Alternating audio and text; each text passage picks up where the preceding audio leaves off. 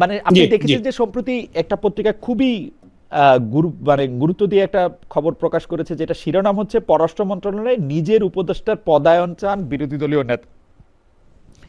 সেখানে বলা হচ্ছে জাতীয় সংসদের বিরোধী দলীয় নেতা ও জামাত ইসলামের আমির ডক্টর মোহাম্মদ শফিকুর রহমান তার পররাষ্ট্র বিষয়ক উপদেষ্টা অধ্যাপক মোহাম্মদ মাহমুদুল হাসানকে পররাষ্ট্র মন্ত্রণালয়ে দেখতে চান। মন্ত্রীর পদমর্যাদায় তাকে মন্ত্রণালয়ে পদায়নের জন্য পররাষ্ট্রমন্ত্রী খলিলুর রহমানকে অনুরোধ জানিয়েছেন বিরোধী দলীয় নেতা।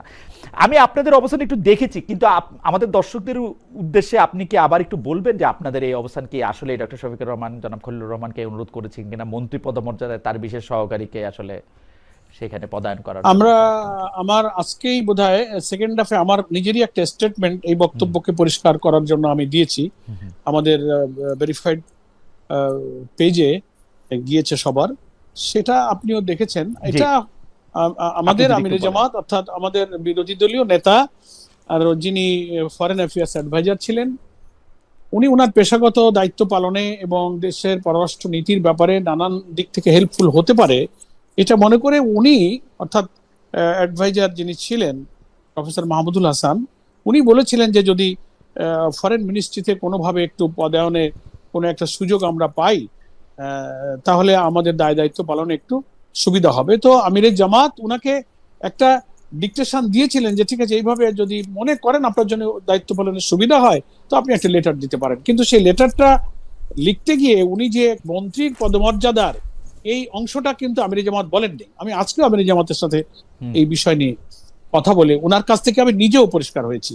উনি বলছেন যে আমার না বলা কথাটাকে উনি সেখানে লিখে চিঠিটা চলে গিয়েছে, এবং এটা তো প্রায় 3 সপ্তাহ আগের কথা। 22 তারিখে সম্ভবত মোস্ট প্রবাবলি চিঠি, তো 22 তারিখ আজকে হচ্ছে পরবর্তী মাসের 10 তারিখ, প্রায় আপনার কয়দিন হয়ে গেল? 16 দিন হয়ে গেছে।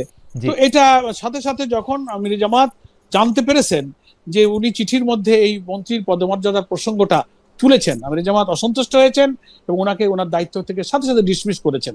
আমরা মনে করেছি যে আমিরে জামাত তো সিনসিয়ারলি তার দায়িত্ব পালন করেছেন এবং উনি এটাকে কখনো অ্যালাউ করেননি। এটা একটা মানে কি বলবো, অনৈতিক একটা কাজ। এটা আমাদের আদর্শের সাথে যায় না, দলের সাথে যায় না, পলিসির সাথে যায় না।